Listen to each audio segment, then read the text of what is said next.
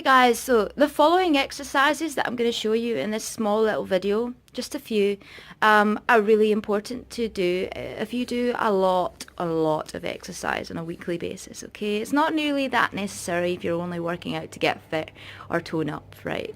But it's trigger point. So you do it after you've done static stretches, which is flexibility.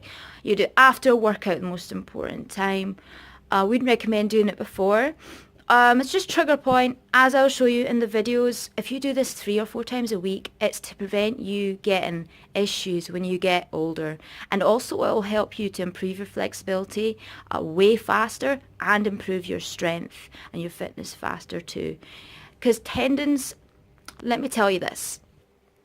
Muscles develop faster than tendons, and you have to train differently to work your tendons and to strengthen your tendons too. So you don't want your tendons to fall behind. That's the worst thing that can happen, and that's very common in sport. So these exercises will help you prevent that from happening.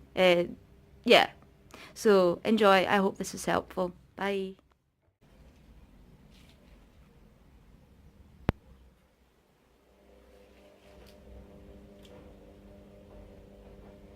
So for those of you who have really unflexible shoulders like myself, who can't touch here on both sides, you're really prone to getting injured shoulders, guys. Like, for me, I have to be very careful, especially now that I've started swimming again. So I advise you to do lots of these kind of movements and stretches to improve your flexibility, to prevent anything from happening. This is just one of the many you can do to help increase that range of motion. Hope that helps you guys. Remember to do at least every day 20 minutes if you can. So guys, this time we have 2 tennis balls, right? This is a really good release for your hamstrings and your knees and all those tendons again working in here. So basically you have 6 movements. One is running, and you can position the balls under your hamstrings anytime you want. Remember, find those trigger points where you're most tender. Running, do it for 5 minutes, 3 minutes. You only need to do this 3 times a week, not often, okay? Next one is small bounces, like half bounces up and down. The next one will be big bounces, but with single legs. So you're going to go like so. Oh, I'm slipping right now because I've got the wrong trousers on. Slipping, single leg bounces like that. Then you've got pressing, okay? Really pressing, finding those trigger points. Rolling from side to side, okay? And remember to go to different points of your hamstrings too, yeah? Just really focus on those points. And 2 or 3 times a day, like all the other exercises, a week, sorry. There you go. Also, it's important to go to all the parts of your body. The tennis ball goes right above your kneecap at the bottom part of your quad muscle. And again, for 2 or 3 minutes, you roll from side to side. And this is really good to prevent getting any kind of tendinitis. Even if you don't have it, it's very important because if you do a lot of sports, yeah, and you're banging yourself every single day, doing these things are crucial to prevent injury in future, because injuries like tendinitis, which I actually have, happen over a long period of time now. I was an ice skater for 8 years and I now have almost recovered from my tendinitis, and these exercises have really helped me. But guys, they're really important also to prevent the injury, so always make sure you include them in your workout. You can turn on your side and also go for the bottom of your IT band as well. Find those trigger points and hold, yeah? So all the bottom of your quad. That's it. Well done. Again, here we've got tennis ball.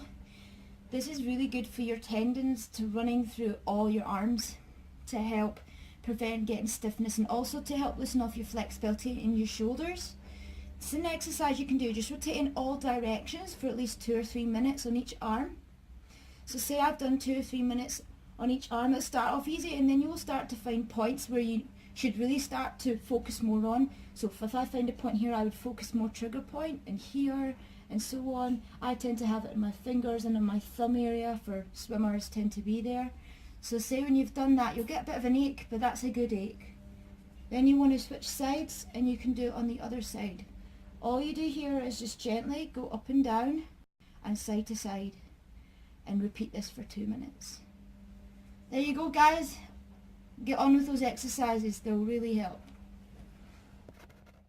I did before. These are my feet. Yes, I know. Pointing and flexing, holding for 3 seconds, and then pointing for 3 seconds. For this part, which we don't really tend to exercise much, and it gets stiff and tight when we do sport or fitness, whatever. Also, like this, pulling. If you're not flexible enough to reach your toe, you can use a towel. Yeah, spending a good amount of time on each leg like that. And also focusing on pulling in the way, back, in the way, back, and also the other way. Let me show you from this angle. Other way. To help your ankles and Achilles, yeah?